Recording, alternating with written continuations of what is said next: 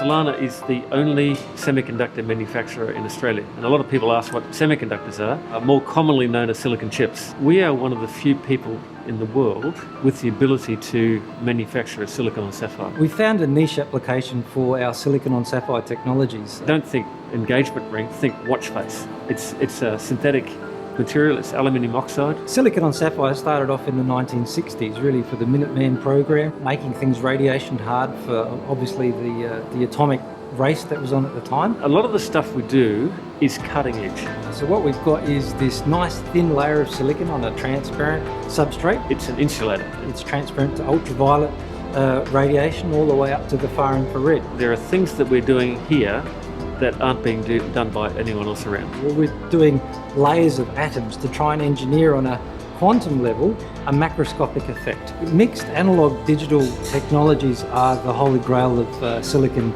CMOS electronics. You can integrate wireless technologies, resistors, capacitors, inductors, some logic, digital devices, all onto a single chip. One of the things that enable that to happen is to be on an insulating substrate. Most digital circuits are very noisy because they're basically turning on and off at very fast frequencies. And they tend to generate a lot of noise, which couples through the substrate in a typical silicon substrate back into the other components, which are typically analog components.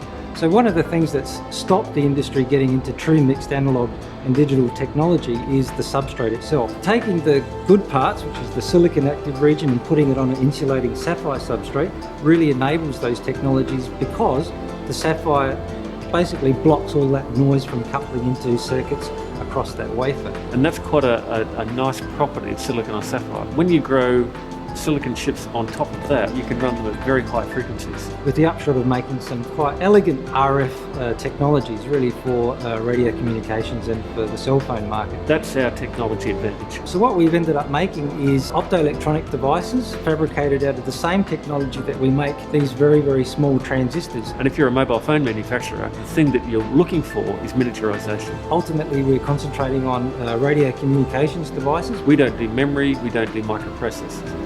What we are good at is the radio type applications. You want to make the thing as small as you can and also as low power so don't use as much battery power. Radio receivers, radio transmitters, things like that. We're always trying to engineer a material to increase its performance, and typically the performance of the material is gauged by a couple of metrics, which is can we make very fast transistors out of it, can we make bigger, better, faster things basically. We actually provide manufacturing services for people who design chips. So in some ways Silanna is a materials engineering company with the manufacturing capability of making devices out of those materials. In this facility we have a 20-year history. This facility was built in 1989. The original founding company was AWA. They in fact founded AWA Microelectronics back in 1965 to move into the new world of semiconductors and away from valves. They supplied the first implantable pacemaker chip, for example, for Intellectronics. We were supplying implantable electronics for cochlear implants. Currently we ship products that are used in many satellites that are launched in the US today. The Mars rover, we have chips on the Mars rover, GPS systems. We also have chips that were used in the Apple iPhone, Blackberries, Sony Ericsson phones. They were made right here. We have what we call a fab or a fabrication facility. Typically we're working on growing some quite interesting semiconductors. So we tend to grow anywhere from 100 to 1,000 layers of silicon atoms on a sapphire surface, and these films are perfect crystal structures.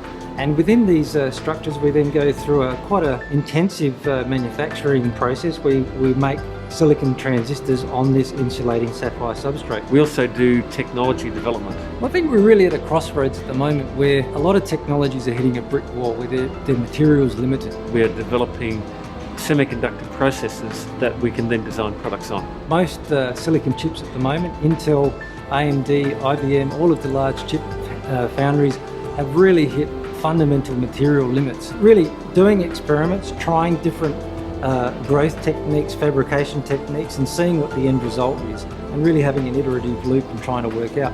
And things never go how you think they're going to go. So really you have to learn from each step that you do. So you don't just do iterations in blissful hope that it's going to get better. You have to have a structured research program, and really from day to day, From week to week, there are experiments that need to be performed, answers need to be found out, so the next step can be evolved. So it's a continuing evolution of development. One of the ways that we're trying to address some of these things is we're not competing with the same scales of integration that Intel does, but we are looking at niche industries making silicon chips and silicon on sapphire using a materials leading technology where we can do things that bulk silicon can't do. Silanna has to be IP based. We have to be innovative. The only way we can be innovative really is to find a niche application that we can make a difference in. And the silicon on sapphire technology is one example of a technology that nobody really can do. We're recently embarking upon making these devices work as optical structures as well for solar cells and detectors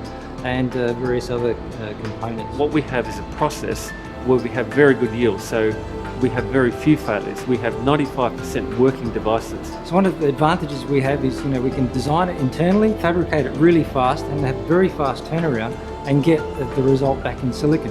So we're a relatively fast moving company where we can actually get demonstrators very, very quickly. There's customers out there who will want to take advantage of silicon and sapphire technology. So they have their own designers. We will give them what we call a process design kit. So that's like a kit that you give them with design rules and things like that they can then use to design their own product. I guess our products really are designed for the professional market. If you're making a satellite or if you're making a bit of test equipment, those sort of people are the sort of people who would buy our products. Well, ultimately, we've got grand plans here at Silanna. We'd like to take it to quantum engineering of materials for nearly everything that you need for communications and for photonics. Ultimately, we're concentrating on radio communications devices, but when you need to increase the performance, you're always materials limited.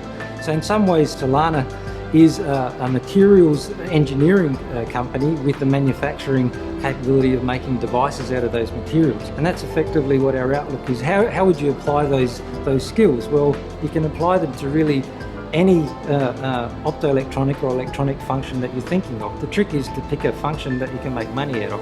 And at the moment, it's the cell phone market, and we've got some photonics technologies which we'd like to bring to market too. So the outlook is very bright because the material system that we've chosen really opens up for the next 25 years capability of what we can do in this building.